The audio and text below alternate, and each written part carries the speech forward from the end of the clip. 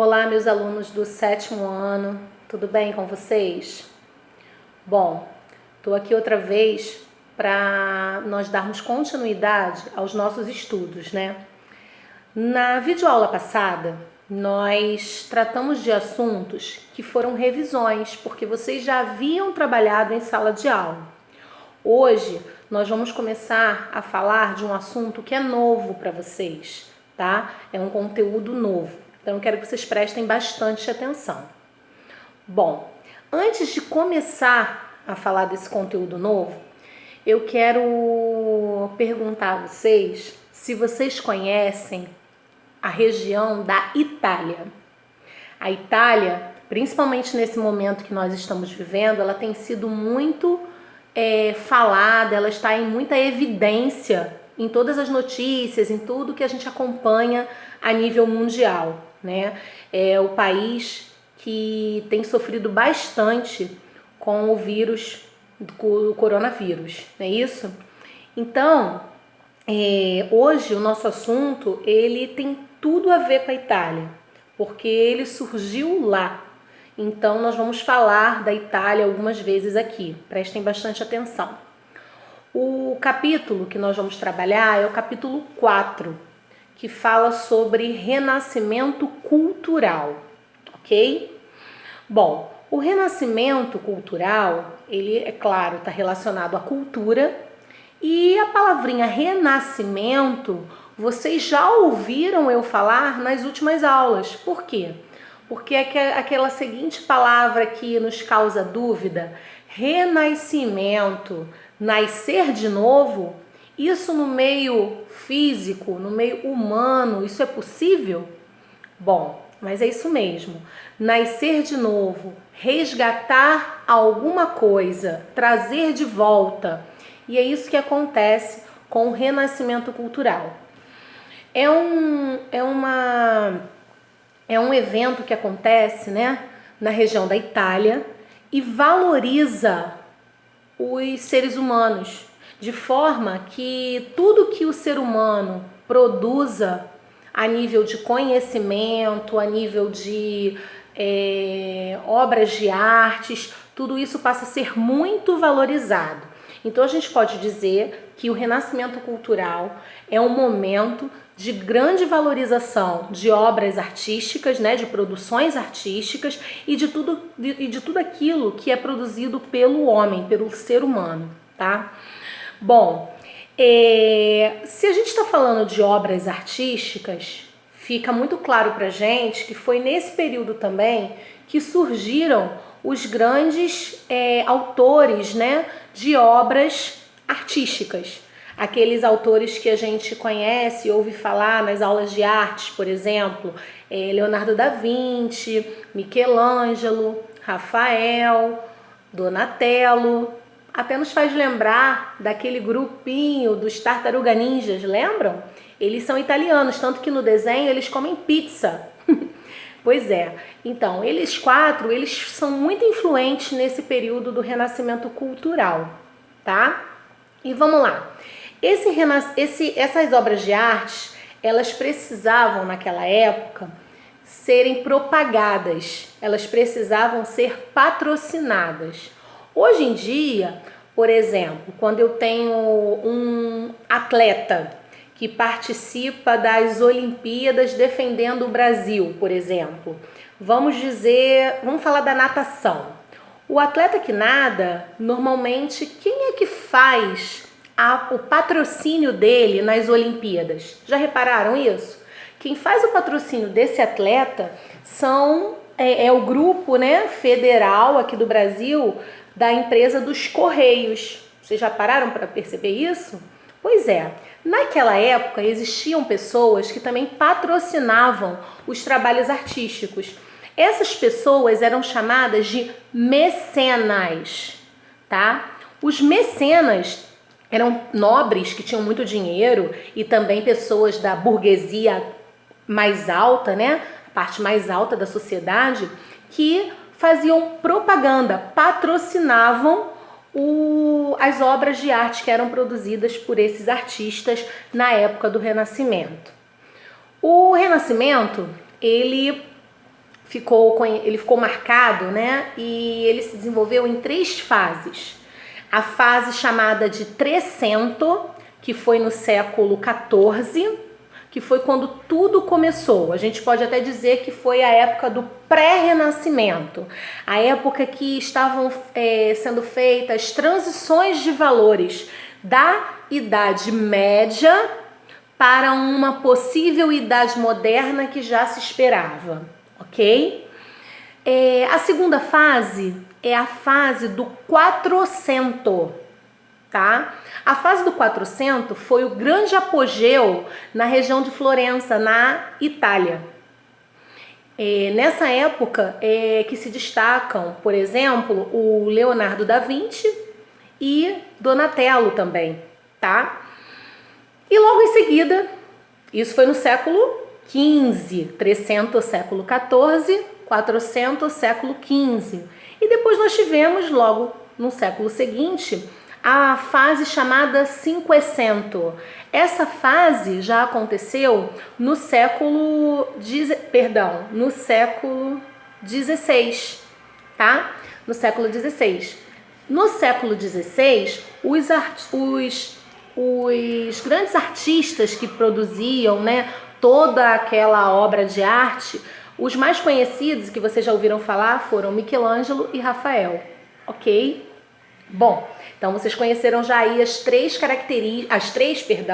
fases do Renascimento Cultural lá na Itália. Trecento, no século XIV, Quatrocento, no século XV e Cinquecento, no século XVI. Bom, o Renascimento Cultural, ele também é marcado por características. Prestem bem atenção nessas características, tá? A primeira delas que eu vou falar para vocês é o classicismo. Vamos pensar um pouquinho. Classicismo vem da palavra clássico. Na antiguidade, nós tínhamos povos chamados de romanos e também de gregos. Em algum momento da história que vocês estudaram o ano passado, vocês viram que a cultura dos gregos e dos romanos, elas se uniram. E aí nós tivemos a cultura clássica greco-romana. Então prestem atenção. Cultura clássica. Quando a gente fala dos livros ou dos filmes clássicos da Disney, a gente não tem referência de boas histórias, de bons contos. A mesma coisa, a cultura clássica greco-romana, ela ficou conhecida mundialmente como uma das melhores culturas da antiguidade. E é nessa fase do Renascimento Cultural que ela vai ser resgatada, ela vai ser trazida de volta para o período da modernidade, o período da Idade Moderna, ok? Então a primeira característica, classicismo, o resgate da cultura clássica greco-romana, beleza? Segunda característica, eu disse que no Renascimento eles valorizavam muito o homem, o ser humano, né? Então a próxima característica é o humanismo, que valoriza o homem e valoriza a razão, porque nós somos o ser capaz de raciocinar, certo? Então, primeira característica, classicismo, segunda característica, humanismo. A característica do humanismo, ela está muito ligada à palavrinha também antropocentrismo. Já pararam para pensar o que significa isso? Antropo vem de homem. Centrismo, centro. Então, antropocentrismo quer dizer que o homem está no centro da explicação para todas as coisas. Na época da Idade Média, o homem não era referência para explicar todas as coisas. Na Idade Média, eles valorizavam o teocentrismo. Teo, Deus. Lembra que a Igreja Católica na Idade Média era a instituição mais poderosa? Todas as explicações eram baseadas na figura de Deus. Então, antropocentrismo valoriza o homem como centro. E teocentrismo valoriza Deus como centro. Com o Renascimento surge essa característica, a característica do antropocentrismo. Então a gente já falou de classicismo, humanismo e antropocentrismo, que difere de teocentrismo, ok? Bom, além disso, além dessas três que eu já falei, também tem o naturalismo. Eles valorizavam todas as paisagens e as obras que estavam fazendo relação à natureza. E além do naturalismo, a gente tem também o geocentrismo. Cadê a professora Tamires? Bom, geo significa o que, gente? Geo significa terra. Centrismo eu já expliquei, centro. Então, é a partir desse momento do Renascimento que nós começamos a ver que a Terra, ela não é mais o centro, né, de todas as coisas. Ela não é mais o centro do universo. E aí a gente descobre uma nova teoria, a teoria do heliocentrismo, com H, tá? Quando a gente fala de heliocentrismo, quer dizer que quem está no centro é o Sol. Então, aquela ideia de que a Terra era o centro do nosso universo, do nosso sistema, isso cai por terra. E vem uma nova ideia a ser pesquisada e a ser explorada, que é o heliocentrismo, o Sol como centro do nosso universo. E é a teoria que a gente usa até hoje, né, para explicar os movimentos de translação, de rotação, ou seja, a Terra é paradinha, né? Perdão, crianças, o Sol é paradinho e nós é que rodamos ao redor dele. Então, ele é o centro, heliocentrismo, tá? Antes, por prepotência talvez humana, dizia-se que a Terra era o centro, que ela não se movimentava, que tudo girava ao redor dela. E não é verdade. Então, o heliocentrismo é mais uma característica que faz parte do renascimento cultural. Ok? Então vamos lá, vamos recordar as características. Classicismo, que é o resgate da cultura clássica greco-romana. Naturalismo, que é a valorização da natureza. Humanismo, que é a valorização da razão humana. Antropocentrismo, que difere de teocentrismo, ou seja, o homem passa a ser o centro da explicação das coisas e não Deus. E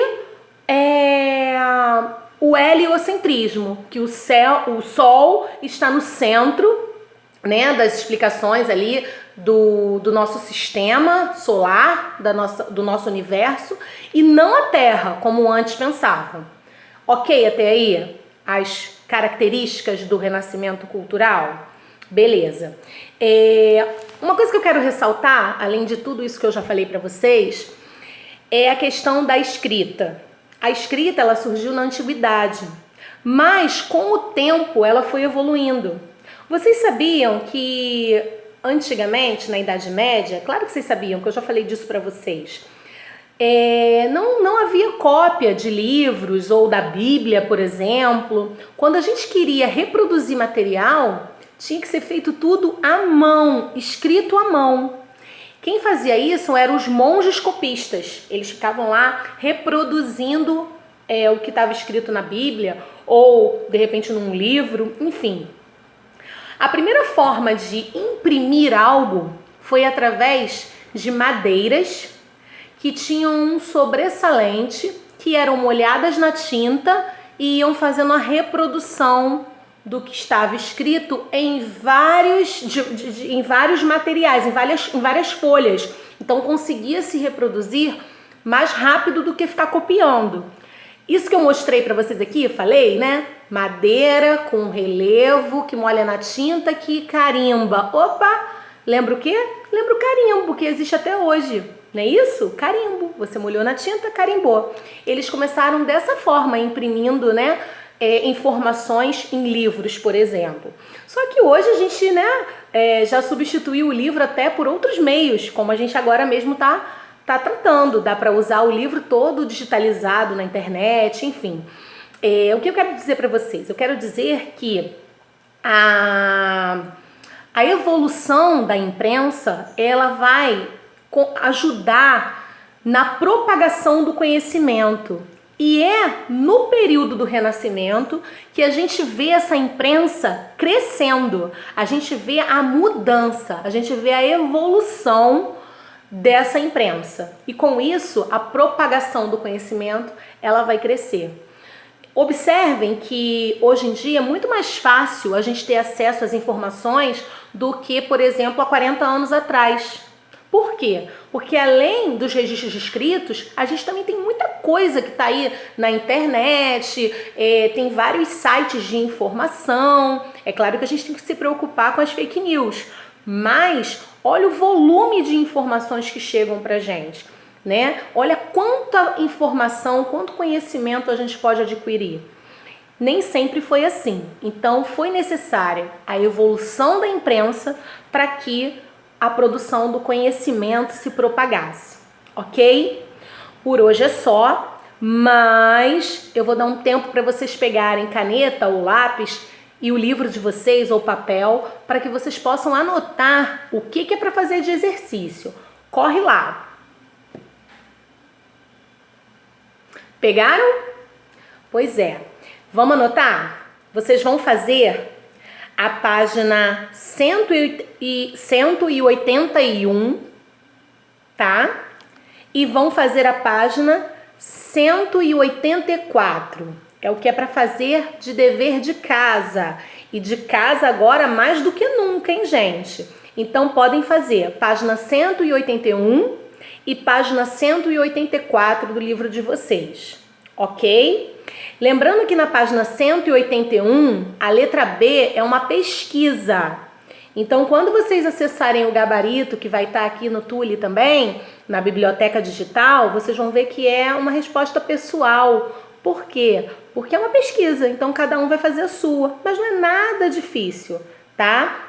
É falando sobre a questão da igreja naquela época reproduzir obras que estavam mais voltadas para o naturalismo, para a valorização humana. Coisa que lá na Idade Média eles não se preocupavam tanto. As obras eram muito obscuras, né, muito sombrias. Então vocês vão ver que lá na questão tem duas imagens para vocês analisarem.